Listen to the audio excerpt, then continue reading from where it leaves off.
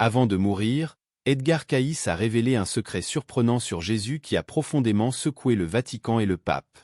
Surnommé le prophète endormi, Edgar Cayce possédait une étonnante capacité à guérir les maladies et à prédire l'avenir avec une précision remarquable.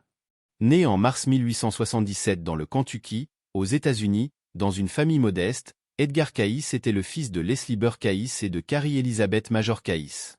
La famille vivait de l'agriculture. Dès son jeune âge, Edgar se distingue par une sensibilité inhabituelle, affirmant même voir l'esprit de son grand-père errer dans la ferme familiale. À l'âge de 10 ans, Edgar se détourne des forêts de la ferme pour se plonger dans les mystères de la Bible, qu'il lit intégralement 12 fois en 2 ans. Cette immersion précoce dans les Écritures montre son profond lien avec le spirituel. Au cours de son enfance, Edgar développe des capacités de guérison et de clairvoyance, impressionnant sa famille et ses amis avec sa capacité à diagnostiquer des maladies en dormant et à formuler des remèdes efficaces. Un incident marquant survient lorsqu'Edgar se blesse au cou lors d'un match scolaire. Après l'accident, il commence à afficher un comportement étrange. Une nuit, il diagnostique sa propre maladie dans un rêve et crée un médicament qui se révèle efficace. Bien que cette capacité disparaisse temporairement, elle marque le début d'une vie riche en phénomènes mystérieux. À 13 ans, lors d'une nuit d'orage, Edgar reçoit une vision d'un être céleste lui transmettant des messages sur le sens de sa vie. Cette expérience le conduit à avoir des rêves et des visions mystérieux qui influencent ses décisions. Sa famille et ses amis sont fascinés par ses capacités d'interprétation des symboles divins et de prédiction des événements futurs, soulignant son destin unique d'éclairer des questions profondes sur l'existence. Un jour, lors d'une méditation profonde dans une grotte, Edgar ressent une présence réconfortante et une lumière bleue envahit les lieux.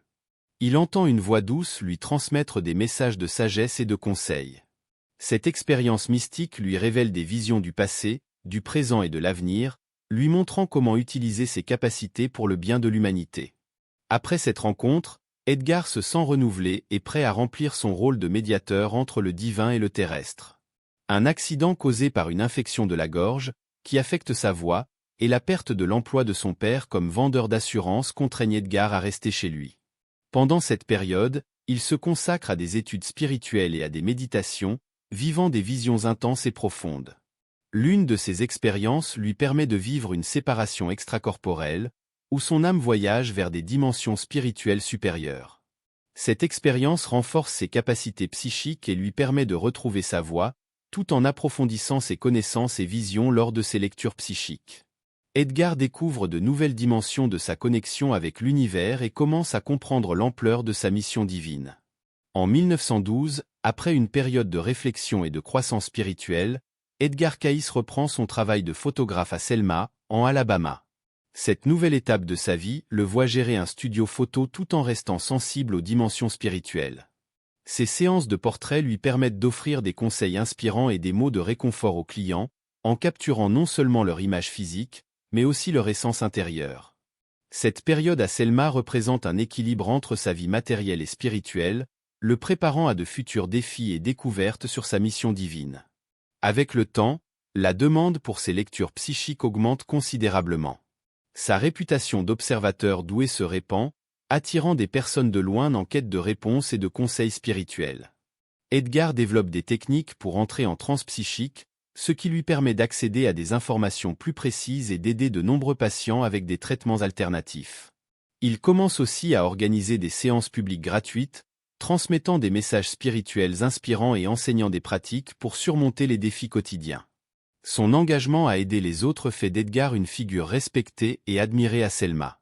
Le livre The Story of Edgar Cayce, écrit par Jeffrey Furst, compile plus de 2500 lectures médiumniques réalisées entre les années 1920 et 1940. Furst explore les visions et révélations de Cayce sur Jésus-Christ, offrant une nouvelle perspective sur sa nature divine et son parcours humain. Les interprétations de Cayce remettent en question les concepts établis et révèlent des aspects surprenants de la vie et de la mission du Maître. À travers ce livre, Jeffrey Furst invite les lecteurs à élargir leurs horizons spirituels et à confronter leurs propres convictions avec les perspectives visionnaires de l'un des voyants les plus célèbres de l'histoire. L'œuvre d'Edgar Cayce sur Jésus-Christ transcende le temps et l'espace, plongeant dans les mystères de l'âme humaine et du divin.